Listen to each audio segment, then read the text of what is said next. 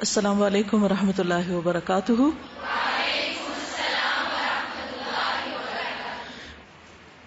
نحمده ونصلی علی رسولہ الکریم، اما بعد فاعوذ باللہ من الشیطان الرجیم، بسم اللہ الرحمن الرحیم، رب اشرح لی صدری ویسر لی امری واحلل عقدۃ من لسانی یفقہوا قولی۔ سیدہ رفیدہ انصاریہ، ان کو بعض روایات میں ام رفیدہ بھی کہا گیا ہے، یہ انصار میں سے ہیں۔ ان کو رفیدہ اسلمیہ بھی کہا جاتا ہے، اسلم قبیلے کا نام ہے۔ انہیں طب اور جراحت میں مہارت حاصل تھی، انہیں ڈاکٹر کہہ لیجئے، انہیں نرس کہہ لیجئے، لیکن ان کے بارے میں جو ملتا ہے وہ یہ کہ یہ زخمیوں کی دیکھ بھال کیا کرتی تھی۔ مسجد نبوی کے پاس ان کا خیمہ تھا جس میں ہر طرح کے آلات جراحی اور صحت اور طب سے متعلق چیزیں موجود تھیں۔ انصار میں سے تھی، یعنی مدینہ کی رہنے والی تھی۔ نبی صلی اللہ علیہ وسلم نے انصار کے بارے میں فرمایا، انصار میرے جان و جگر ہیں، یعنی اتنی محبت کا اظہار کیا ان کے لیے۔ ان قریب لوگ زیادہ ہوں گے، یعنی آبادی بڑھ جائے گی اور یہ تعداد میں کم ہوں گے باقی لوگوں کے مقابلے میں۔ ان میں سے نیک کی نیکی کو قبول کرنا، یعنی اس کی قدر کرنا، اور خطاکار سے درگزر کرنا، یعنی اگر کسی سے ان میں سے غلطی ہو جائے تو اس کو معاف کر دینا، اگنور کر دینا، کیونکہ ان کی قربانیاں اور ان کے کام ایسے ہیں کہ جن کی بنا پر ان کی کوتاہیوں سے درگزر کیا جانا چاہیے۔ اب دیکھیے کہ جنگ بدر میں جن لوگوں نے حصہ لیا تھا ان کے بارے میں اللہ سبحانہ وتعالیٰ نے کیا فرمایا؟ اللہ تعالیٰ نے خاص طور پر ان کو جھانک کر دیکھا، ان کے بارے میں آتا ہے۔ اللہ تعالیٰ تو ہمیشہ دیکھتے ہیں، لیکن یہ بات اس لیے بیان کی گئی تاکہ ان کی ہمیں قدر و قیمت بتائی جائے کہ اللہ تعالیٰ کی ان پر خصوصی توجہ تھی، نظر کرم تھی۔ اور اس کے بعد ہم دیکھتے ہیں اللہ سبحانہ وتعالیٰ نے ان کے لیے بخشش کا وعدہ فرمایا۔ پھر ہم دیکھتے ہیں کہ نبی صلی اللہ علیہ وسلم ان کے ساتھ خصوصی معاملہ فرمایا کرتے تھے۔ جب کبھی اہل بدر میں سے کسی سے کوئی کمی کوتاہی ہو جاتی تو آپ کیا فرماتے کہ یہ بدر والوں میں سے ہے، اور تمہیں نہیں معلوم کہ بدر والوں سے اللہ نے کیا وعدہ کر رکھا ہے۔ تو اسی طرح انصار کی خاص طور پر تعریف کی گئی اور ان کے ساتھ خصوصی معاملے کی بات کی گئی۔ سیدہ رفیدہ نے رسول اکرم صلی اللہ علیہ وسلم کے روبرو اسلام قبول کرنے کی سعادت حاصل کی، اور یہ ان خوشبخت خواتین میں شامل ہیں جنہوں نے رسول اللہ صلی اللہ علیہ وسلم کی بیعت کی۔ اللہ تعالیٰ اور اس کے رسول جب آپ کے پاس مومن عورتیں آئیں اور آپ سے ان امور پر بیعت کریں کہ اللہ کے ساتھ کسی کو شریک نہیں ٹھہرائیں گی، نہ چوری کریں گی، نہ زنا کریں گی، نہ اپنی اولاد کو قتل کریں گی، نہ بہتان لگائیں گی جو اپنے ہاتھوں اور پاؤں کے سامنے گھڑ لیں، اور نہ نیک کام میں آپ کی نافرمانی کریں گی، تو آپ ان سے بیعت لے لیں اور ان کے لیے اللہ سے مغفرت مانگیں، بے شک اللہ غفور الرحیم ہے۔ مسند احمد کی ایک روایت میں آتا ہے کہ رسول اللہ صلی اللہ علیہ وسلم نے خواتین پر ایک شرط یہ عائد کی کہ تم اپنے خاوند کو دھوکہ نہ دینا، یعنی یہ شرائط تو قرآن نے عائد کی ہے، لیکن اس کے علاوہ نبی صلی اللہ علیہ وسلم نے ایک اور شرط بھی ان پر لگائی، اور وہ کیا تھی کہ شوہر کو دھوکہ نہیں دینا، چیٹ نہیں کرنا۔ سلمہ بنت قیس رشتے میں رسول اللہ صلی اللہ علیہ وسلم کی خالہ لگتی ہیں۔ انہیں رسول اللہ صلی اللہ علیہ وسلم کے ساتھ 2 قبلوں کی طرف رخ کر کے نماز پڑھنے کا شرف بھی حاصل ہے، اور وہ بنی عدی بن نجار قبیلہ کی خواتین میں سے ہیں۔ فرماتی ہیں کہ میں رسول اللہ صلی اللہ علیہ وسلم کے پاس آئی، میں نے انصار کی خواتین کے ساتھ رسول اللہ صلی اللہ علیہ وسلم کی بیعت کی۔ جب آپ نے ہم پر یہ شرائط عائد کی کہ ہم اللہ کے ساتھ کسی چیز کو شریک نہ ٹھہرائیں، نہ ہم چوری کریں، نہ ہم زنا کریں، نہ ہم اپنی اولاد کو قتل کریں، نہ ہم کسی پر بہتان لگائیں، نہ ہی ہم رسول اللہ صلی اللہ علیہ وسلم کی کسی معروف کام میں نافرمانی کریں، اور ساتھ ہی آپ نے یہ بھی فرمایا کہ تم اپنے خامدوں کو دھوکہ بھی نہ دینا، تو سیدہ سلمہ کہتی ہیں کہ ہم نے بیعت کی اور واپس آ گئی۔ میں نے ان میں سے خاتون سے کہا کہ آپ واپس جائیں اور پوچھیں کہ ہماری طرف سے خامدوں کو دھوکہ دینے سے کیا مراد ہے۔ آپ نے فرمایا، اگر کوئی خاتون اپنے خامند کا مال کسی دوسرے کو دے کر فخر کا اظہار کرتی ہے تو یہ اس کی جانب سے اپنے خامند کو دھوکہ دینے کے مترادف ہے، یعنی مال کسی کا ہے لیکن نام اپنا بنا رہی ہے۔ تو یہ خاوند کے ساتھ بھی زیادتی ہے اور خود بھی اپنے آپ کو ایک ایسے روپ میں پیش کرنا ہے جو اس کا حقیقی روپ نہیں. ٹھیک ہے نا. خاوند کی اجازت سے چھوٹا موٹا صدقہ خیرات تو کیا جا سکتا ہے، لیکن اگر کوئی خاتون کوئی بڑی چیز کسی کو دینا چاہتی، چاہے صدقہ کرنا چاہتی ہیں، اپنے خاندان والوں کو کچھ دینا چاہتی، کسی غریب کی مدد کرنا چاہتی، کسی کو کوئی تحفہ دینا چاہتی، تو ضروری ہے کہ پھر وہ خاوند کے مشورے کے ساتھ دے، یا یہ کہ خاوند نے آزادی دے رکھی ہو کہ ٹھیک ہے یہ تمہارے پیسے ہیں، تم جو چاہو کرو.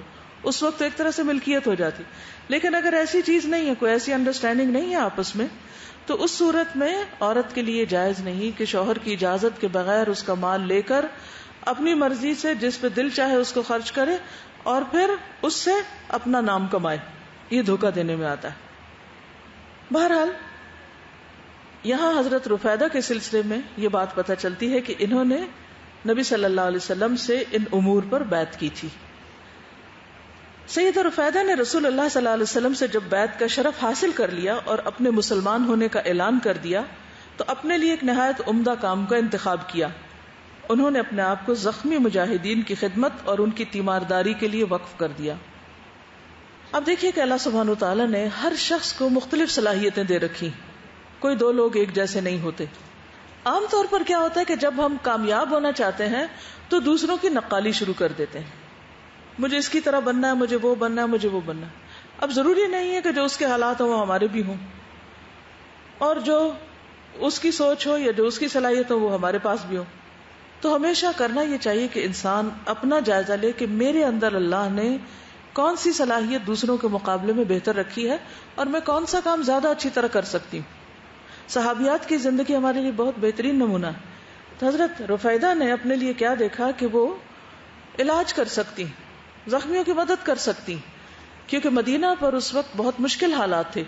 تقریباً ہر سال یا سال میں ایک دو بار کچھ نہ کچھ جنگی صورتحال پیش آتی تھی. متعدد غزوات ہوئے. 10 سالہ زندگی میں 27 سے زیادہ جنگیں تو ایسی ہیں جن میں نبی صلی اللہ علیہ وسلم نے شرکت کی. اس کے علاوہ بھی آپ نے بہت سے سریات بھیجے، سیرت میں آپ تفصیل سے پڑھ چکے ہیں. ایسی صورت میں کسی ایک بھی غزوے کے اندر لوگوں کا شہید ہونا، زخمی ہونا، بیمار ہونا ایک لازمی سی بات تھی. تو انہوں نے اپنے لیے اس فیلڈ کا انتخاب کیا کہ یہ جنگ میں جانے والوں کی، اللہ کی راہ میں زخم کھانے والوں کی تیمارداری کریں گی. اور ایک بہت اچھی سوچ تھی. اور پھر اس غرض کے لیے انہوں نے ظاہر ہے کہ کچھ تعلیم بھی حاصل کی ہوگی یا کسی سے سیکھا ہوگا. اس کی ہمیں تفصیلات نہیں کتابوں میں ملتی، لیکن یہ ضرور پتہ چلتا ہے کہ آپ صلی اللہ علیہ وسلم نے ان کو مسجد کے ساتھ خیمہ لگانے کی اجازت دے دی، یعنی ایک کلینک بنا لیا گیا.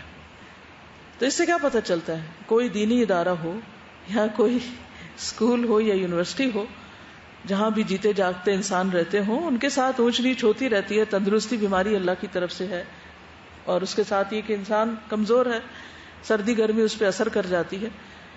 تو المؤمن القوی خیر من المؤمن الضعیف وفی کل خیر. قوی مومن جو ہے، طاقتور مومن جو ہے، وہ ضعیف مومن سے زیادہ بہتر ہے. تو عموماً کمزوری کو ہم نبھاتے رہتے ہیں، اس کا علاج نہیں کرتے، دوا نہیں کھاتے. تو اگر آپ چاہتے ہیں کہ آپ صحیح سے روزے رکھ سکیں، اللہ کی عبادت کر سکیں، ہاں جمرہ اچھی سے کر سکیں، تو اس کے لیے کیا ضروری ہے کہ اپنے طور پر جو بھی آپ کے لیے ممکن ہو علاج کا طریقہ اختیار کرتے رہیں.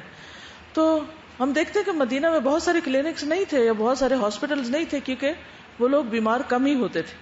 شاید ایران نے آپ صلی اللہ علیہ وسلم کی خدمت میں ایک طبیب بھیجا تھا، لیکن 6 مہینے اس کے پاس کوئی بیماری نہیں گیا. تو عام حالات میں لوگ بیمار نہیں ہوتے تھے. ہاں، جو لوگ جنگ میں جاتے وہ زخمی ہو کر بیمار ضرور ہوتے تھے. تو ان کے لیے خصوصی طور پر پھر پراپر ایک اسٹیبلش کیے گئے ایک خیمہ اور ایک جگہ بنائی گئی تاکہ وہ علاج کروا سکیں. تو اس میں ہم دیکھتے ہیں کہ غزوہ خندق کے موقع پر سیدہ رفیدہ نے پیج 122 میں اصل میں، چونکہ انہوں نے کافی ڈیٹیلز دی ہوئی ہیں جو ہماری ضرورت نہیں، ہم وہ سیرہ میں پڑھ چکے ہیں، اس لیے جو ضروری پوائنٹس ہیں وہ میں آپ کو بتا کے وہاں تک لے آؤں گی. سیدہ رفیدہ نے غزوہ خندق کے دوران میں انسانی خدمت کے حوالے سے قابل قدر مثالی کردار ادا کیا. غزوہ خندق کے موقع پر قریش نے مسلمانوں سے بدلہ لینے کے لیے اور اسلامی ریاست کی اینٹ سے اینٹ بجانے کے لیے عرب قبائل کو بھاری تعداد میں اکٹھا کر لیا تھا. ہر قسم کے قبیلے جمع ہو کر آ گئے تھے مدینہ پر حملہ آور ہونے کے لیے. لیکن اللہ سبحانہ و تعالیٰ نے مسلمانوں کے ساتھ اپنی مدد کا وعدہ کیا تھا اور اللہ تعالیٰ نے حسب وعدہ اپنے لشکر کے ساتھ مسلمانوں کی مدد کی. یاد رہے کہ رب العزت کے لشکروں کو اس کے سوا کوئی نہیں جانتا. قرآن مجید میں اس کی تفصیل ہمیں ملتی ہے. غزوہ خندق میں جو صورتحال پیش آئی، اے لوگو جو ایمان لائے ہو، یاد کرو اللہ کا احسان جو اس نے تم پر کیا. جب لشکر تم پر چڑھ آئے تھے تو ہم نے ان پر ایک سخت آندھی بھیج دی اور ایسی فوجیں روانہ کی جو تم کو نظر نہیں آتی تھی، یعنی فرشتے بھیجے مدد کے لیے. اللہ وہ سب کچھ دیکھ رہا تھا جو تم لوگ اس وقت کر رہے تھے جب دشمن اوپر سے اور نیچے سے تم پر چڑھ آئے. جب خوف کے مارے آنکھیں پتھرا گئیں، کلیجے منہ کو آ گئے اور تم لوگ اللہ کے بارے میں طرح طرح کے گمان کرنے لگے، اس وقت ایمان لانے والے خوب آزمائے گئے اور انہیں بری طرح ہلا کر رکھ دیا گیا. مدینہ 3 طرف سے سراؤنڈ کر دیا گیا تھا ان سارے لشکروں کے ذریعے. اب ہوا کیا کہ نبی صلی اللہ علیہ وسلم نے حضرت سلمان فارسی کے مشورے پر خندق کھودی.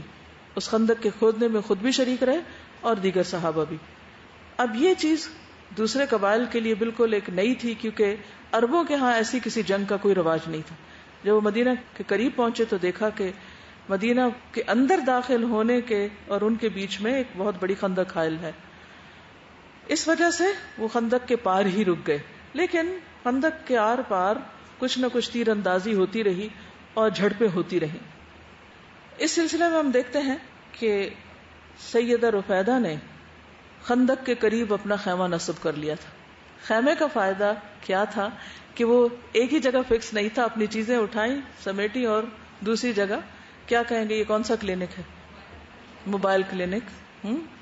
تو ان کا یہ موبائل کلینک غزوہ خندق میں خندق کے قریب جا لگا. خندق میں ابن ارقہ نامی ایک قریشی نے سیدنا معاذ پر تیر پھینکا. حضرت معاذ کے بارے میں معلوم ہے نا آپ کو، کون تھے، کن کے سردار تھے؟ یہ اوس کے، جس سے ان کے بازو کی رگ کٹ گئی اور وہ شدید زخمی ہو گئے. یہ پیج 125 کا آخری پیراگراف دیکھیے، ٹھیک ہے، کیونکہ میں جنگ کی بہت سی ڈیٹیلز یہاں حذف کر رہی ہوں، آپ گھر جا کے ان کی ریڈنگ کر سکتے ہیں اور ویسے بھی آپ کو معلوم ہی ہے. رسول اللہ صلی اللہ علیہ وسلم نے سیدنا سعد بن معاذ کے لیے مسجد نبوی میں ایک خیمہ نصب کروا دیا کہ آپ بآسانی ان کی تیمارداری کر سکیں. جب رسول اللہ صلی اللہ علیہ وسلم غزوہ خندق سے فارغ ہو کر واپس آئے اور آپ نے اپنے ہتھیار اتارے اور غسل فرمایا تو جبریل تشریف لائے. وہ اپنے سر سے غبار جھاڑ رہے تھے. جبریل علیہ السلام، انہوں نے فرمایا اللہ کے رسول کیا آپ نے ہتھیار اتار کر رکھ دیے؟ اللہ کی قسم ہم نے تو ابھی ہتھیار نہیں اتارے. 1 مہینہ تک مسلمان اس کشمکش میں رہے اور ابھی واپس آئے ہیں. تو کہا کہ نہیں، ابھی تو کام ختم نہیں ہوا، کیونکہ بنو قریظہ نے غداری کی ہوئی تھی، ان کی خبر لینا تھی. اور اگین دوبارہ ان کا جا کے محاصرہ کیا. ہم جب ایک کورس ختم کر لیتے ہیں کیا کہتے ہیں آج سے تو میں ریلیکس میں اب کچھ دن چھٹیاں مناؤں. نہیں، فَإِذَا فَرَغْتَ فَانْصَبْ وَإِلَىٰ رَبِّكَ فَارْغَب. پہلا کام ختم ہونے سے پہلے، یعنی پچھلی اسائنمنٹ ختم ہونے سے پہلے نئی اسائنمنٹ تیار ہونی چاہیے، تاکہ ایک دن کا بھی گیپ نہ آئے، کیونکہ وہ ایک دن بھی قیمتی ہے نا. ہماری زندگی کا ہر دن اسپیشل دن ہے، کیونکہ وہ ایک ہی دفعہ ملا ہے ہم کو. ہم کچھ دنوں کو بس اسپیشل کہتے ہیں، نہیں، every day is a special day. اور اس کو اسپیشل ڈے کی طرح لیا کریں کہ آج کے دن مجھے کوئی بہت اچھا کام کرنا ہے جس سے میری کتاب زندگی بہت خوبصورت بن جائے، کیونکہ قیامت کے دن یہ کتاب زندگی ہمارے ہاتھ میں دی جائے گی نا، اور کہا جائے گا اقرأ کتابک، اپنی کتاب پڑھو. کیا پڑھیں گے اس میں؟ چھٹیاں، آرام، بیکاری، لیزینس.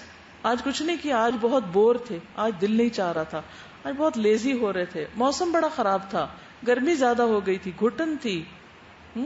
کتنے بہانے کر لیتے ہیں ہم کام نہ کرنے کے. مومن بہانے نہیں کرتا، مومن کام کرتا ہے، اور کام نہ کر پائے تو استغفار کرتا ہے، تاکہ اللہ تعالیٰ اگر ہمارے غلطیوں اور گناہوں کی وجہ سے ہم لیزی ہو رہے ہیں یا بور ہو رہے ہیں یا کام چھٹ رہا ہے تو ہمیں دوبارہ توفیق عطا کرے، کیونکہ توفیق بھی تو وہی دیتا ہے نا، ہمارے کرنے سے تو نہیں ہوتا. جب تک اللہ کی طرف سے بھی اجازت نہ ملے تو اللہ سبحانہ و تعالیٰ ہمیں اس کی توفیق دیتا رہے. بہرحال صحابہ کی زندگی ایک مشکل زندگی تھی، اور جو انہوں نے اپنے لیے خود اختیار کی ہوئی تھی، کیونکہ انہیں معلوم تھا کہ دنیا ہمیشہ کے لیے نہیں ہے. آرام کی جگہ جنت ہے، دنیا کام کی جگہ ہے، دار العمل ہے، دار الابتلاء ہے. دار القرار نہیں ہے، دار الاختبار ہے، آزمائش اور امتحان کا دن ہے. تو اس لیے بہت ضروری ہے کہ انسان اس زندگی کو اسی طرح گزارے جس طرح یہ ہے، اپنے طور طریقے نہیں بلکہ جو اللہ اور رسول نے ہمیں بتایا اور نبی صلی اللہ علیہ وسلم اور صحابہ نے کر کے دکھائے. بہرحال تو جبریل علیہ السلام نے کہا اللہ کے رسول ان کی طرف چلیے. پوچھا کن کی طرف؟ تو جبریل نے اشارہ کیا بنو قریظہ کی طرف. یہ یہود کا قبیلہ تھا جنہوں نے مسلمانوں کا ساتھ یا مدینہ والوں کا ساتھ دینے کی بجائے باہر سے آنے والے دشمنوں کا ساتھ دیا اور غداری کی. اگر یہ چال کامیاب ہو جاتی تو دشمن ادھر سے اگر مدینہ میں انٹر ہو جاتے تو سب لوگوں کے لیے ایک بہت بڑی مشکل کھڑی ہو جاتی. بہرحال ان کے اس دھوکے کی ان کو سزا دینا مقصود تھی، جس بنا پر جبریل علیہ السلام نے ان کی طرف اشارہ کیا. تو آپ نے پوچھا کن کی طرف؟ جبریل نے اشارہ کیا بنو قریظہ کی طرف. بنو قریظہ رسول اللہ صلی اللہ علیہ وسلم کے فیصلے کی بنیاد پر نیچے اتر آئے. رسول اللہ صلی اللہ علیہ وسلم نے فیصلے کا رخ سیدنا سعد بن معاذ کی طرف کر دیا کہ وہ فیصلہ کریں گے ان کا کہ ان کے ساتھ کیا کیا جائے.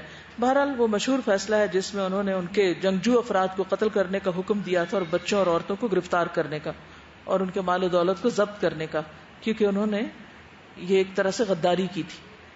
امام احمد بن حنبل نے ایک روایت لکھی ہے.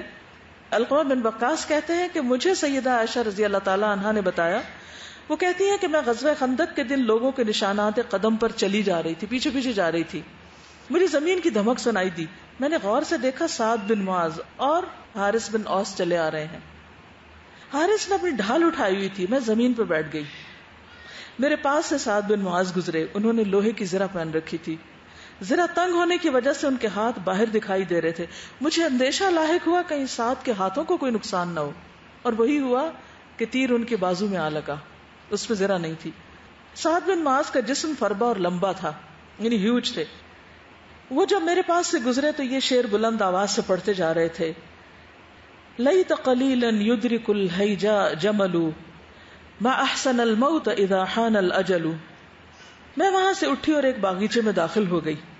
وہاں چند مسلمان بھی موجود تھے جن میں عمر بن خطاب بھی تھے.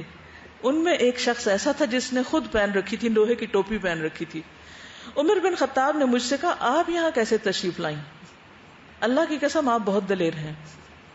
کن کو کہہ رہے ہیں؟ حضرت عائشہ کو کہہ رہے ہیں کہ آپ کہاں آ گئی؟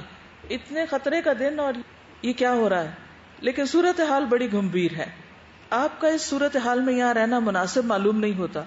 سیدہ عائشہ فرماتی ہیں کہ عمر بن خطاب مسلسل اس قسم کی باتیں کرتے جا رہے تھے، یہاں تک کہ میرے دل میں تمنا پیدا ہوئی کاش زمین پٹ جائے اور میں اس میں سما جاؤں. یعنی وہ ان کو نصیحت کیے جا رہے تھے اور وہ اس سے ایک طرح سے زچ ہو گئی. اتنے میں ایک شخص نے اپنے چہرے سے خود ہٹائی تو طلحہ بن عبید اللہ تھے. ان کو بھی جنت کی بشارت دی گئی تھی نا. انہوں نے کہا عمر بڑے افسوس کی بات ہے، آج یہاں سے فرار ہو کر اللہ کے سوا جانا کہاں ہے؟ مشرکین قریش میں سے ایک ابن ارقہ نامی شخص نے سعد بن معاذ کو تیر مارا وہیں پر، جس سے ان کے ہاتھ کی رگ کٹ گئی. اس نے کہا یہ ابن ارقہ کا وار ہے، اس کو برداشت کرو. سعد بن معاذ نے اللہ سبحانہ وتعالی کی بارگاہ میں یہ دعا کی، اللہم لا تمتنی حتی تقر عینی من قریظہ، الہی مجھے اس وقت تک موت نہ دینا جب تک بنو قریظہ کی جانب سے میری آنکھیں ٹھنڈی نہ ہو جائیں. سیدہ عائشہ فرماتی ہے کہ بنو قریظہ زمانہ جاہلیت میں سعد بن معاذ کے حلیف تھے، دوست تھے. اب دیکھیے کہ اللہ کی خاطر دوستی کس طرح دشمنی میں بدلتی ہے. تو چونکہ یہ دوست تھے ان کے، تو انہوں نے سوچا کہ وہ پچھلی دوستی کام آئے گی، تو اس لیے انہوں نے کہا کہ ہمارا فیصلہ سعد بن معاذ کریں گے. اور سعد بن معاذ اس وقت زخموں سے چور تھے اور ان کا خون بھی بہہ رہا تھا. بہرحال ادھر اللہ سبحانہ وتعالی نے اپنی خاص رحمت کی اور آندھی چلا دی، سخت جھکڑ آیا، مشرکین کے خیمے الٹ گئے، ان کی ہانڈیاں الٹ گئی، ان کے جانور بھاگ گئے اور وہ بالآخر اپنا سب کچھ اٹھا کے واپس چلے گئے. دشمن واپس چلا گیا اور مدینہ میں امن کی حالت ہو گئی. اور اس کے بعد پھر بنو قریظہ کی طرف مسلمان گئے. بہرحال اب کیا ہوا کہ بنو قریظہ کے ساتھ تو جو ہوا سو ہوا. جب یہ حضرت سعد بن معاذ تشریف لا رہے تھے ان کا فیصلہ کرنے کے لیے، تو گدھے پہ سوار تھے. تو نبی صلی اللہ علیہ وسلم نے صحابہ سے کہا قوموا الی سیدکم فانزلوہ، اٹھو اپنے سردار کی طرف اور اس کو نیچے اتارو. اس سے کیا پتہ چلتا ہے؟ کیوں اٹھنے کو کہا؟ کیا کسی کی آمد پہ اٹھنا چاہیے؟ ایک تو رسپیکٹ تھی، دوسرا یہ کہ وہ شاید خود اتر نہیں سکتے تھے کیونکہ ان کے بازو پر چوٹ لگی ہوئی تھی. تو ان دونوں وجوہات کی بنا پر ان کو آگے بڑھ کر اتارا گیا. تو بہرحال انہوں نے فیصلہ کیا، تو نبی صلی اللہ علیہ وسلم نے ان کا فیصلہ سن کے فرمایا لقد حکمت فیہم بحکم اللہ وحکم رسولہ، تم نے تو اللہ اور اس کے رسول کے فیصلے کے مطابق بنو قریظہ کے بارے میں فیصلہ کیا. ایک روایت میں آتا ہے رسول اللہ صلی اللہ علیہ وسلم نے فرمایا یا سعد والذی نفس محمد بیدہ لقد حکمت فیہم بحکم اللہ من فوق 7 ارقعۃ، اے سعد مجھے قسم ہے اس ذات کی جس کے ہاتھ میں محمد صلی اللہ علیہ وسلم کی جان ہے، آپ نے بنو قریظہ کے بارے میں وہی فیصلہ دیا جو اللہ نے 7 آسمانوں پر کیا. سیدہ عائشہ کہتی ہیں کہ سعد بن معاذ نے یہ دعا کی، یعنی اور اس سے پہلے بھی ان کو جب چوٹ لگی تو فوراً انہوں نے یہ دعا مانگی تھی. تو حضرت عائشہ وہ سن رہی تھی، اور پھر یہ ان کی دعا کی وجہ سے اللہ سبحانہ وتعالیٰ نے ان کو اس نیکی کا موقع دیا. اس سے کیا پتہ چلتا ہے، چاہے اپنی موت قریب نظر آ رہی ہو، انسان کسی شدید سے شدید بیماری میں ہو، لیکن اس وقت بھی انسان کو اپنی تمناؤں کا، اپنے مشن اور اپنی زندگی میں جو کرنے کے کام ہیں ان کے بارے میں مایوس نہیں ہونا چاہیے، اس کی بھی دعا کرنی چاہیے. اب آپ دیکھیں یہ رگ جب کٹی تھی ان کی اور ان کا اتنا خون بہا تھا کہ وہ خون بہہ کے دوسرے خیمے تک چلا گیا تھا، یعنی بہت شدید قسم کا زخم تھا، اور اسی میں ان کی پھر وفات بھی ہو گئی تھی بعد میں. لیکن آپ دیکھیے کہ زخم بھی لگا ہوا ہے اور اس وقت وہ دعا مانگ رہے ہیں اور اپنی زندگی کی بہترین دعا جو ان کی تمنا تھی وہ اپنی پیش کر رہے ہیں. اچھا، ہم میں سے کسی کو اگر ڈاکٹر ہوپلیس کیس ڈکلیئر کر دے، مرنا تو ہم سب نہیں ہے اور ایک دن موت آنی ہے، اور موت سے پہلے عموماً یہی ہوتا ہے کہ ڈاکٹرز کہہ دیتے ہیں، عموماً یہ جملہ آپ نے سنا ہوگا ڈاکٹرز نے جواب دے دیا ہے. تو یہ جواب والا وقت تو سب پہ آنا ہے. وقیل من راق، اس وقت کہا جائے گا ہے کوئی دم جھاڑ کرے، ڈاکٹر تو جواب دے گئے، اب کچھ اور کیا جائے تو کچھ بھی کام نہیں آئے گا. الی ربک یومئذ المساق، واپسی تمہارے ربی کی طرف ہے. جب ایسا وقت آ جائے، ذرا امیجن کریں فیوچر میں اپنے آپ کو لے جائیں کہ آ چکا ہے ایسا وقت، اس وقت آپ کیا کریں گے؟ کیا کریں گے اس وقت؟ ہمارے ہاں بہت دفعہ جب ڈاکٹرز بتا بھی دیتے ہیں کہ مریض نے بچنا نہیں تو وہ مریض کو بتاتے ہی نہیں. لوگ یہ کتنا بڑا ظلم کرتے ہیں. اگر اس کو بتا دیا جائے اور ساتھ مایوس ہونے کی بجائے اچھی امید کی باتیں کی جائیں اس سے، تو اس کا فائدہ کیا ہوگا کہ وہ اپنے لیے کثرت سے توبہ استغفار کر لے گا، صدقہ خیرات کر لے گا، اپنے چھٹے ہوئے کام کر لے گا، رب سے مزید دعائیں مانگ لے گا. اور جب ہم کچھ بھی نہیں بتاتے تو کیا نقصان ہوتا ہے؟ نہ خود مانتے ہیں کہ کوئی فوت ہو رہا ہے، نہ وہ مانتا ہے، لہذا آخری وقت میں بھی تیاری نہیں کرتے، اور آخری وقت میں بھی پوری طرح پریپیئر ہو کے آگے نہیں جاتے، اس سے فائدہ نہیں اٹھاتے جیسے اٹھانا چاہیے. اگر ہمیں کوئی آج آ کے بتائے کہ مثلاً اتنے سال کے بعد آپ کی ڈیتھ ہو جائے گی، تو تھوڑی دیر کے لیے ہم کانپ جائیں گے، اچھا بس میرے پاس اتنے دن باقی رہ گئے، اور کاؤنٹ ڈاؤن شروع ہو جائے گا اور ہم فوراً سوچنے لگیں گے اچھا کون کون سے کام ہے میں جلدی سے کر لوں. ابھی چونکہ پتہ نہیں اس لیے ہم کہتے ہیں ابھی بڑی زندگی ہے، کر لیں گے، آج کر لیں گے، کل کر لیں گے، ٹالتے جاتے ہیں، کوئی بھی کام سنجیدگی سے نہیں کرتے اور اسے مکمل کرنے کی فکر نہیں کرتے. ہم سب کا یہی حال ہے. تو آپ سوچئے کہ اگر ہمیں یہ پتہ چلے یا جب یہ پتہ چلے گا تو اس وقت دل کی حالت کیا ہو سکتی؟ کوئی بتائے گا آپ میں سے؟ کیا سوچ سکتے ہیں ہم؟ کیونکہ یہ صورتحال کم و بیش ہر گھر میں پیش آتی ہے. اس وقت ہمیں کیا کرنا چاہیے ہمیں پتہ تو ہو. ویسے تو مومن کو ہر وقت تیار رہنا چاہیے، لیکن جب یقینی چیز بالکل، موت کو بھی یقین کہا گیا، یقینی چیز بالکل سامنے ہو تو پھر کرنا کیا چاہیے تاکہ اس وقت کا صحیح استعمال ہو سکے. آج سے تقریباً 2 سال پہلے کی بات ہے، میرا نروس بریک ڈاؤن ہوا تھا. اس کے بعد میں ریکور کر گئی تھی، لیکن مجھے ڈاکٹرز نے یہی کہا تھا کہ کسی بھی قسم کا بڑا صدمہ جو ہے وہ آپ کی نروس کو ٹوٹلی کلیپس کر دے گا اور آپ دوبارہ سروائیو نہیں کر سکتے. تو میں بھی فوری طور پر اگر کچھ عرصے میں ایسا کچھ ہوا تو آپ کے لیے ممکن نہیں. تو وہ ایک لمحہ تھا جس نے مجھے قرآن کی طرف پلٹایا. اور اس وقت پہلے تو وہی بات ہے کہ میں یہ سوچ رہی تھی کہ میرے پیرنٹس کیا کریں گے، میرے گھر والے کیا کریں گے، میرے ایمز، میری پڑھائی، وہ ساری باتیں، وہ ساری چیزیں میرے ذہن میں تھی. لیکن ایٹ دا اینڈ جب سب کچھ کرنے کے بعد مجھے لگا کہ نہیں، کچھ بھی نہیں بچنا، تو اس وقت اللہ تعالیٰ کا احساس بہت شدت سے ہوا. تو یہ ہے کہ مجھے بھی پہلے میرے پیرنٹس نے نہیں بتایا تھا کہ ایسا کچھ ہے. وہ روتے تھے, پریشان ہوتے تھے الگ سے, مجھے کسی نے بھی نہیں بتایا. بعد میں مجھے خود بخود میرے ڈاکٹر تھے, ریلیٹیوز میں سے تھے, مجھے پتا چلا, تو اس کے بعد کی بات ہے کہ میں اس طرف آئی اور اس چیز کو سمجھا. بالکل. آپ دیکھیے کہ ہم کیوں نہیں بتاتے دوسرے پر رحم کرتے ہوئے, لیکن یہ رحم نہیں, یہ ظلم ہے کہ وہ شخص اپنی زندگی کے آخری لمحات کو بیکار گنوا دے. جی کیا کہتی ہیں؟ اپنے روزے کمپلیٹ کرنے چاہیے تو نہیں رکھے. شابش. وہ کہتی ہیں اپنے روزے کمپلیٹ کر لینے چاہیے, جب پتہ چلے کہ مرنے لگے ہیں تو فوراً حساب کریں. ابھی سے ہی کر لیں ویسے, ٹھیک ہے نا, لکھ کے رکھیں کتنے چھوٹے میں, پچھلے سالوں کا بھی حساب کر لیں اگر غفلت میں رہ گئے, اور پہلی فرصت میں مکمل کر لیں. ٹھیک ہے. اور کیا ہو سکتا ہے؟ اگر یہ پتہ چلے کہ ہمارے پاس صرف چند دن ہیں, زخم بہت گہرا لگ چکا ہے, تو کیا سوچنا چاہیے؟ مایوس ہو جانا چاہیے, رونا دھونا شروع کر دینا چاہیے, سب کام کاج چھوڑ کے بس ایک دوسرے کے پاس باتیں کرنے کے لیے بیٹھ جانا چاہیے؟ کیا ہونا چاہیے؟ ایک تو سچے دل سے توبہ استغفار اللہ تعالیٰ سے کرنی چاہیے, اپنی کوتاہیوں کی معافی مانگ لینی چاہیے. اور دوسرا جو کمی کوتاہی اپنے عمل میں رہ گئی ہے, جو کام ہم نے شروع کیا ہوا ہے, اس کے لیے آگے پلاننگ کہ کیا کیسے وہ کمپلیٹ ہوگا, اس کو کر لینا چاہیے.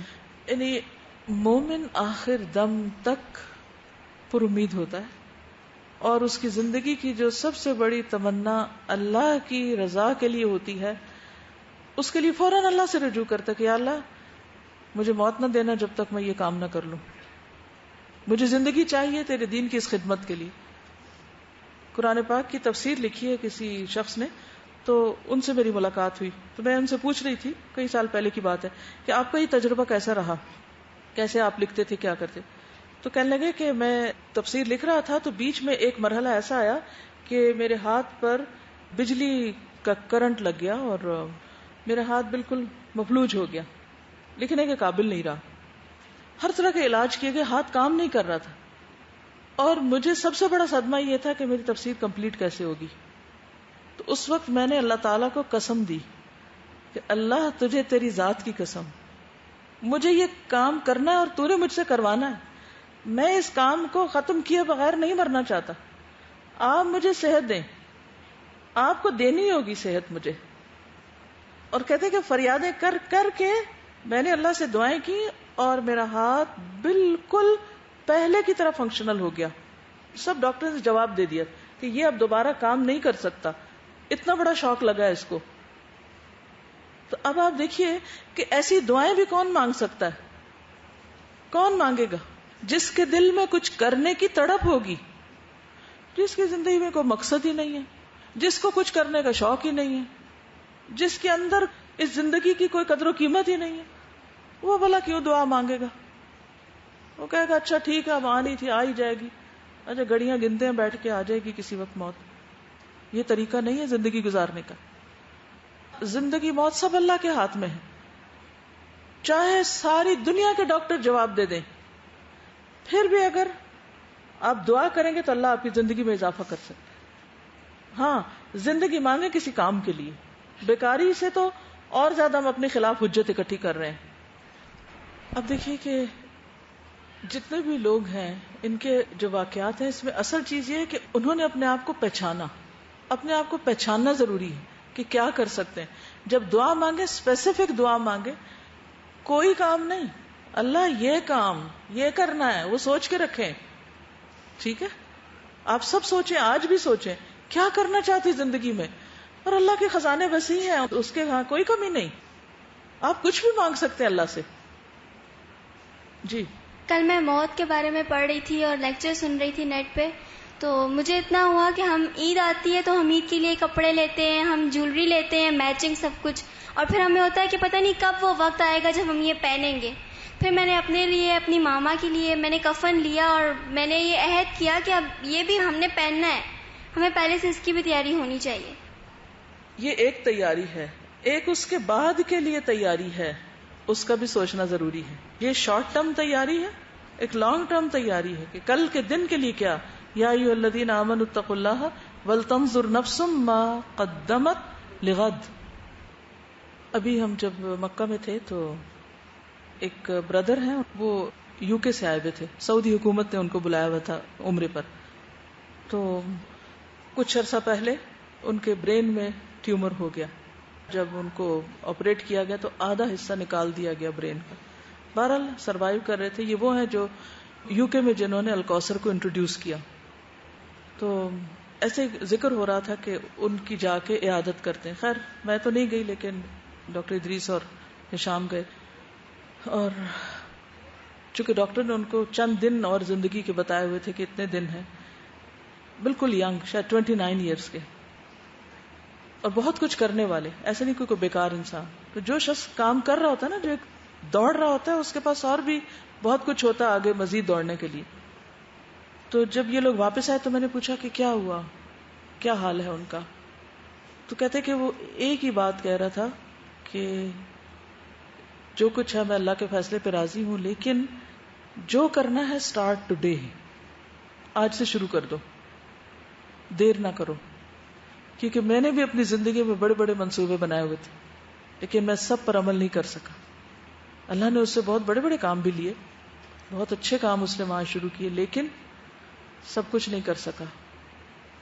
تب آپ دیکھیے کہ ایک شخص کے دل میں بہت کچھ کرنے کا جذبہ، اللہ اس کی نیت کے مطابق انشاءاللہ اس کو جزا دے گا. ہم لوگ سوچتے ہیں لیکن کسی بھی کام کو شروع کرتے ہوئے گھبراتے ہیں، ڈرتے ہیں اور زیادہ ہی سوچتے رہتے ہیں. ٹھیک ہے، سوچنا چاہیے، پلان کرنا چاہیے، لیکن اتنا نہیں کہ کام ہی چلا جائے، کام ہی نہ ہو. تو آج ہم سب اپنی زندگی کی کوئی تمنا لکھیں اپنے پاس، اور پھر اس کے لیے رو کے اللہ سے دعا کریں کہ یا اللہ یہ چیز مجھ سے کروا لے تو اللہ تعالیٰ انشاءاللہ کروائے گا بھی. بہرحال سعد بن معاذ کو جو یہ تیر لگا، انہوں نے کہا اللہ مجھے اس وقت تک موت نہ دینا جب تک کہ میری بنو قریظہ کے معاملے میں آنکھیں ٹھنڈی نہ ہو جائیں. اب سعد بن معاذ کا علاج جو تھا وہ سیدہ رفیدہ نے کیا. اس سے کیا بات پتہ چلتی؟ فیمیل ڈاکٹر، نرس بوقت ضرورت میل پیشنٹ کا علاج کر سکتی. اچھا، اب ہوا یہ کہ جب حضرت سعد بن معاذ کو اس خیمے میں رکھا گیا اور وہاں ان کی دیکھ بھال ہو رہی تھی، 130 پیج کے شروع میں دیکھی تو سیدہ عائشہ صدیقہ بیان کرتی ہیں کہ سعد بن معاذ نے یہ دعا کی، الہی اگر تو نے اپنے پیارے نبی پر کافروں کے ساتھ جنگ کو ابھی باقی رکھا ہے تو مجھے بھی اس جنگ میں حصہ لینے کے لیے باقی رکھنا، اور اگر نبی کریم صلی اللہ علیہ وسلم اور کافروں کے مابین جنگ کو ختم کر دیا تو پھر مجھے اپنے قبضے میں لے لے. یہ ان کی دوسری دعا تھی بعد میں، جب وہ بنو قریظہ کا معاملہ ہو چکا اور سب صاف ہو گئی بات. سید عائشہ فرماتی ہیں کہ اس دعا کے بعد سعد بن معاذ کا جو زخم مندمل ہو چکا تھا پھٹ گیا، کیونکہ انہوں نے اتنی زندگی مانگی تھی کہ وہ ایک کام کرنا چاہتے تھے، اور وہ کام ہو گیا، اور اس کے بعد دوبارہ سے زخم ہرا ہو گیا. حالانکہ وہ زخم بال کی مقدار میں دھبے کی صورت میں رہ گیا تھا، لیکن وہ زخم اچانک ہرا ہوا اور پھٹ گیا. سعد بن معاذ اپنے اس خیمے میں واپس چلے گئے جو ان کے لیے مسجد نبوی میں لگایا گیا تھا. سید عائشہ فرماتی ہے سعد بن معاذ کے پاس رسول اللہ صلی اللہ علیہ وسلم تشریف لے گئے. ابو بکر صدیق اور عمر بن خطاب بھی پہنچ گئے. مجھے قسم ہے اس ذات کی جس کے ہاتھ میں محمد صلی اللہ علیہ وسلم کی جان ہے، میں نے اپنے حجرے میں سیدنا عمر اور ابو بکر کے رونے کی آواز سنی. محمد اللہ کے رسول ہیں صلی اللہ علیہ وسلم، اور وہ لوگ جو ان کے ساتھ ہیں کفار پر سخت اور آپس میں رحم دل ہیں. تم جب انہیں دیکھو گے رکوع سجود اور اللہ کے فضل کی خوشنودی کی طلب میں پاؤ گے، یعنی یا نمازیں پڑھتے ہوئے یا پھر اللہ کے فضل اور اللہ کی خوشنودی حاصل کرنے کے طلبگار، یعنی ہر وقت اچھے اور نیکی کے کاموں کے شوقین. سجدوں کے اثرات ان کے چہروں پر موجود ہیں، یعنی سب سے زیادہ انہیں محبت کس چیز سے ہے؟ نماز سے. اور ہم سب اپنی اس محبت اور اس شوق کو دیکھ سکتے ہیں کہ ہمارے لیے سب سے بھاری چیز کیا ہے اور مشکل چیز کیا ہے، یا نماز کی طرف جانے کا کیسا شوق ہے. جن سے وہ الگ پہچانے جاتے ہیں، یعنی باقی لوگوں کے اور ان کے بیچ میں کوئی ٹوپی جبہ یا کوئی عبایا سکارف یا کوئی ظاہری ایسی نشانی نہیں ہے جن کو ہم عموماً اسلام کی نشانیاں سمجھے بیٹھے ہیں. ٹھیک ہے یہ بھی ہیں، ان کا انکار نہیں ہے، لیکن صحابہ کرام کی پہچان کیا تھی؟ وہ کفار میں سے کیسے پہچانے جاتے تھے کہ مسلمان کون ہے؟ لباس سے. لباس تو ویسے ہی تھے ان کے پاس، اور پورے پورے لباس تو تھے بھی نہیں. سجدوں کے نشان سے، چہروں سے، چہروں کی رونق سے، چہروں کے نور سے، اپنے عمل سے. آج ہمارے چہرے کیا بتاتے ہیں؟ پیلے پیلے، زرد، تھکے ہارے، زندگی سے بیزار، کیونکہ مقصد جو کوئی نہیں، اللہ سے ملاقات کا شوق جو نہیں. کتنے لوگوں کو نماز میں یہ احساس ہوتا ہے کہ ہم اللہ کے سامنے کھڑے، اللہ کے سامنے کھڑے. جب کسی کے سامنے کھڑے ہوتے تو کیسے کھڑے ہوا جاتا ہے؟ جو ہم سے بڑا ہو اور ہم اس کے سامنے جا کے کھڑے ہوں، کیسا ادب اور کیسا احترام ہوتا ہے. کیا ہمارے قیام میں ایسا ہی ادب اور احترام ہے؟ یا ہم کھڑے ہو کر کبھی کچھ ٹھیک کر رہے ہوتے ہیں اور کبھی ادھر ہل رہے ہیں، ادھر ہو رہے ہیں، اور دنیا بھر کی باتیں سوچے چلے جا رہے ہیں. کیسی نمازیں ہماری. تو صحابہ کرام اپنے چہروں پر سجدوں کے نشان سے پہچانے جاتے تھے. یہ ان کی مثال تورات میں ہے، اور ان کی مثال انجیل میں. سیدنا علقمہ نے دریافت کیا، اے اماں جان، ایسے غمناک مواقع پر رسول اللہ صلی اللہ علیہ وسلم کا طرز عمل کیا ہوتا تھا؟ جب ابو بکر اور عمر رو رہے تھے تو حضور صلی اللہ علیہ وسلم کیا کرتے تھے؟ حضرت عائشہ کہتی ہیں کہ رسول اللہ صلی اللہ علیہ وسلم کسی کے فوت ہونے پر آنسو نہیں بہاتے تھے، یعنی بہت رونا دھونا نہیں کرتے تھے. البتہ جب آپ کو کوئی غم لاحق ہوتا تو آپ اپنی داڑھی کو اپنے ہاتھ سے پکڑ لیا کرتے تھے. رسول اللہ صلی اللہ علیہ وسلم نے ارشاد فرمایا، اجعلوا سعدا فی خیمۃ رفیدہ التی فی المسجد حتی اعودہ من قریب. سعد کو رفیدہ کے خیمے میں پہنچا دو، وہ جو مسجد میں نصب ہے، تاکہ میں قریب سے اس کی تیمارداری کر سکوں. سیدہ رفیدہ اسلمیہ نے سیدنا سعد بن معاذ کا علاج، معالجہ اور نگہداشت اس پر پوری توجہ دی اور ان کے زخموں کی درد کو کم کرنے میں معاون ثابت ہوئی. سیدہ رفیدہ اپنی خوش قسمتی پر بہت خوش تھیں کہ انہیں دن میں 2 دفعہ رسول اللہ صلی اللہ علیہ وسلم کا دیدار نصیب ہو رہا تھا. ظاہر جب وہ سعد کو دیکھنے کے لیے آتے صبح شام تو حضرت رفیدہ بھی تیمارداری میں ہوتی. صبح کے وقت رسول اللہ صلی اللہ علیہ وسلم خیمے میں تشریف لاتے اور فرماتے، اے سعد صبح کیسے گزری، کیا حال ہے؟ شام کو خیمے میں تشریف لاتے اور فرماتے، اے سعد شام کیسے گزری، تمہارا کیا حال ہے؟ تو سعد بن معاذ جواب میں یہ کہتے، الحمدللہ بخیر یا رسول اللہ، اللہ کا شکر ہے اے اللہ کے رسول، میں خیریت سے ہوں صلی اللہ علیہ وسلم. سیدنا سعد بن معاذ کا علاج معالجہ اور ان کی دیکھ بھال کا عمل رفیدہ اسلمیہ کے حق میں بہت بہتر ثابت ہوا. انہیں آپ کا دیدار نصیب ہوتا، اس اعزاز پر وہ بہت خوش تھی، اور وہ اپنے اس عمل کے سلسلے میں کسی سے تعریف سننے کی خواہاں تھی، اور نہ ہی ان کے دل میں یہ خواہش تھی کہ کوئی ان کا شکریہ ادا کرے. عام طور پر جب ہم کوئی ایسی انوکھی خدمت انجام دیتے ہیں تو ہم کیا چاہتے ہیں کہ لوگ پھر ہمیں اکنالج کریں. جو کام سید رفیدہ کر رہی تھی وہ کوئی صحابی مرد بھی نہیں کر رہا تھا، وہ کوئی اور خاتون بھی نہیں کر رہی تھی. ایک یونیک ورک تھا جو وہ انجام دے رہی تھی، لیکن ان کے دل میں کوئی ایسی خواہش نہیں تھی کہ لوگ آ کے میری تعریفیں کریں. انہیں اس بات کا یقین تھا کہ اللہ ان کے اس عمل کے اجر و ثواب کو ضائع نہ کرے گا. سید رفیدہ مجاہدین کی مرہم پٹی اور ان کے علاج میں صرف اپنے دل میں یہ تمنا رکھتی تھی کہ ان کے زخم ٹھیک ہو جائیں اور ان کے ہونٹوں پر مسکراہٹ آ جائے اور وہ الم سے نجات پا جائے. اور کسی کا دکھ درد دور کرنا جو ہے یہ کتنی بڑی خدمت ہے. آپ دیکھیے کہ ایک مریض جو بستر پر کراہ رہا ہو، خواہ کسی کے سر میں درد ہی کیوں نہ ہو، کسی کے پیٹ میں درد ہو، کسی کی کوئی زخم لگ گیا ہو، کچھ کٹ لگ گیا، اور آپ دیکھیے کہ باقی جو دردیں نا وہ ایک طرف ہوتی ہیں، زخم لگنے، کٹ لگنے کی جو تکلیف ہے وہ ان سب پہ حاوی ہوتی. چھوٹا سا کہیں لگ جائے نا، کچھ کاٹتے ہوئے چھری کا ہلکا سا نشان، ہر ایک کو دکھاتے پھرتے، کٹ ہو گیا، کٹ لگ گیا، کٹ لگ گیا، اور کچھ لپیٹ کے اس کو بیٹھتے ہیں اور پھر بار بار کھول کے دیکھتے ہیں ٹھیک ہو رہے ہیں کہ نہیں. اور ذرا سا خون کہیں بہے تو ہماری تو جان جاتی. تو آپ دیکھیے کہ کس طرح ایک تو ان خاتون کی بہادری، یعنی اگر ڈاکٹر کے اندر ضرورت نہ ہو، بہادری نہ ہو تو وہ علاج تھوڑی کر سکتا ہے. جو لوگ خون دے کے خود ہی بے ہوش ہو جائیں تو وہ پھر کیا علاج کریں گے، کسی کا کیا مدد کریں گے. لیکن کسی دکھی تکلیف میں، پریشانی میں کسی کی مدد کرنا، اس کی خدمت کرنا اور اس کے کام آنا ایک بہت بڑے اعزاز کی بات ہے، بہت بڑی نیکی ہے. بخاری میں سیدہ عائشہ سے مروی ہے، فرماتی ہیں کہ غزوہ خندق میں سعد بن معاذ زخمی ہوئے، ان کے ہاتھ کی رگ کٹ گئی. نبی صلی اللہ علیہ وسلم نے ان کے لیے مسجد نبوی میں خیمہ نصب کروا دیا تاکہ آپ قریب سے ان کی تیمارداری کر سکیں. مسجد میں بنو غفار نے بھی خیمہ نصب کر رکھا تھا کسی اور کام کے لیے. ان کی طرف خون بہہ کر گیا یعنی سعد کا اتنا خون نکل رہا تھا کہ دوسری طرف چلا گیا. تو انہوں نے کہا ہے خیمے والوں تمہاری جانب سے یہ ہماری طرف کیا آ رہا ہے, یہ کیا ہو رہا ہے؟ یہ خون دراصل سعد بن معاذ کے زخم کا خون تھا جو بہتا ہوا ان کے خیمے تک جا پہنچا.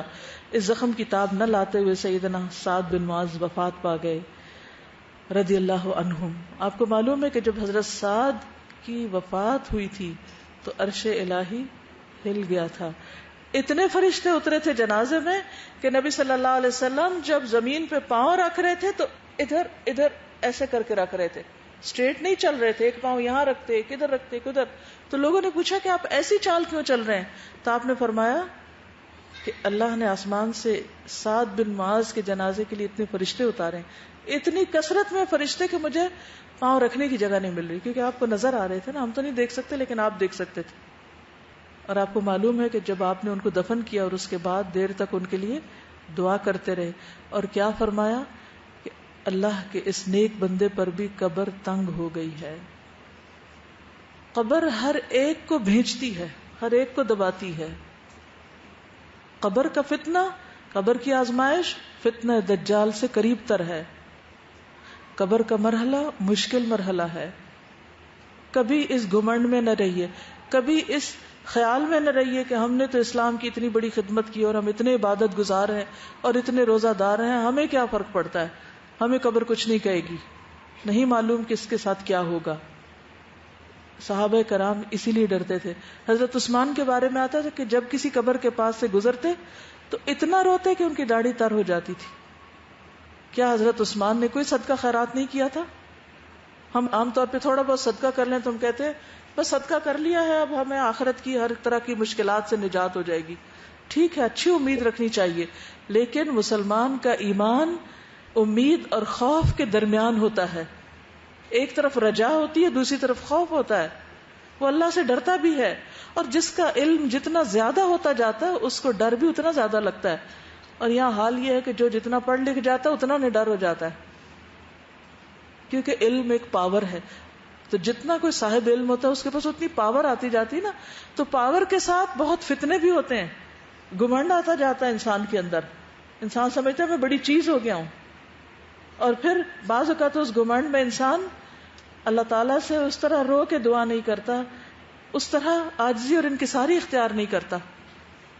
تو ہم میں سے کسی کو بھی اپنے بارے میں بے خوف نہیں ہونا چاہیے کہ اچھا کچھ نہیں, کوئی فرق نہیں پڑتا. اور اپنا جائزہ لینا چاہیے کہ اللہ کے ڈر سے کتنی بار آنسو نکلتے ہیں اور کتنا روتے ہیں. جن کو کچھ پتہ نہیں ہوتا نا وہ بے خبرے ہوتے ہیں, کھلنڈرے ہوتے ہیں. جن کو پتہ چل جاتا ہے وہ روئے بغیر نہیں رہ سکتے, وہ ضرور روتے ہیں کہ معلوم نہیں کل ان کے ساتھ کیا ہوگا. وَلْتَنْظُرْ نَفْسٌ مَا قَدَّمَتْ لِغَدٍ. ہمارے ہاتھ میں کیا ہے؟ ہمارا تو حال یہ کہ کرتے کام ہے ضائع زیادہ کر دیتے ہیں, کبھی کسی طریقے سے کبھی کسی طریقے سے. نیکیوں کی حفاظت بھی کرنا نہیں آتی. تو بہرحال حضرت رفیدہ ان پر اللہ سبحانہ وتعالی اپنی رحمت نازل فرمائے. انہوں نے ہمارے لیے ایک بہت عمدہ مثال قائم کی اور لوگوں کی خدمت کو انہوں نے اپنا شعار بنایا. ہم سمجھتے ہیں کہ صرف کتاب لے کے درس دینا بڑی خدمت ہے. صرف یہ خدمت نہیں ہے, یہ تو صرف ایک مینز ہے, ایک وسائل ہے.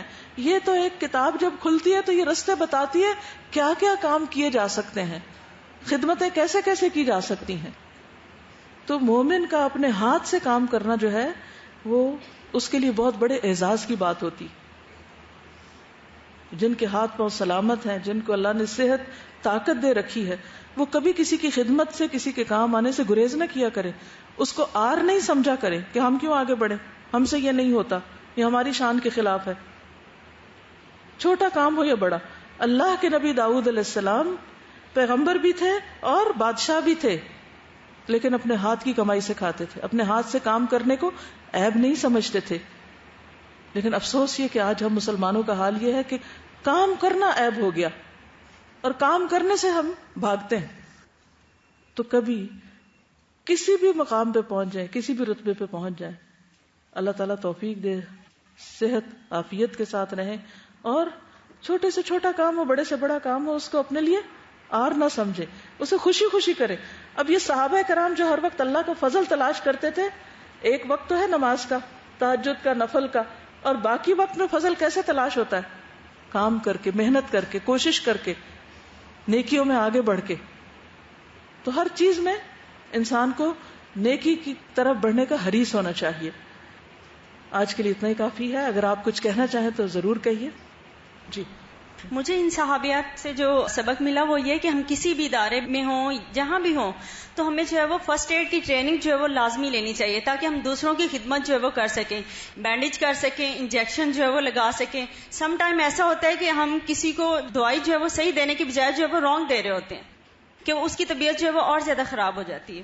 الحمدللہ نیکسٹ سیشن ہم نے فرسٹ ایڈ کا ہی تیار کر کے رکھا ہے. الحمدللہ حدیث کورس میں حصہ ہی بنا دے. طب نبی پڑھاتے ہیں تو ساتھ ٹیکا لگانا بھی سکھا دیں. جی تو خود کو لگائیں ہر ایک. جی. شاید جو ہم نے پڑھا نا کہ وہ اتنا شکر کرتے تھے، حالانکہ ان کا اتنا خون بہہ گیا تھا، لیکن جب بھی نبی صلی اللہ علیہ وسلم صبح شام ان کے پاس آتے تو انہیں یہ کہتے کہ الحمدللہ میں بہت خیریت سے ہوں. چلیے ایک سبق حضرت رفیدہ کی زندگی سے. انسانیت کی خدمت کا جذبہ پتہ چلتا ہے نا. ہم ہمیشہ یہ سوچتے ہیں کہ کوئی ہمارے دکھ آ کے سنے، ہماری کوئی تیمارداری کرے. ہم لوگ کو اپنا زندگی کا جو سوچ ہے نا اس کو تبدیل کر لینا چاہیے کہ نہیں، میں کیوں ایسی بنوں کہ میرے کوئی آ کے دکھ سنے، میں کیوں کسی کے دکھ سننے والی نہ بنوں. اور اس سے یہ بھی ہوتا ہے کہ اپنے دکھ جو ہوتے ہیں نا وہ خود ہلکے ہو جاتے ہیں خود بخود. بالکل. اور پھر یہ کہ تیمارداری، نبی صلی اللہ علیہ وسلم صبح اور شام تیمارداری کرتے تھے، اس کا کیا ثواب ہے؟ 70,000 فرشتے دعائے بخشش کرتے ہیں. ٹھیک ہے. چلیے جزاکم اللہ خیرا. سبحانک اللہم وبحمدک، اشہد ان لا الہ الا انت، استغفرک واتوب الیک. السلام علیکم ورحمۃ اللہ وبرکاتہ.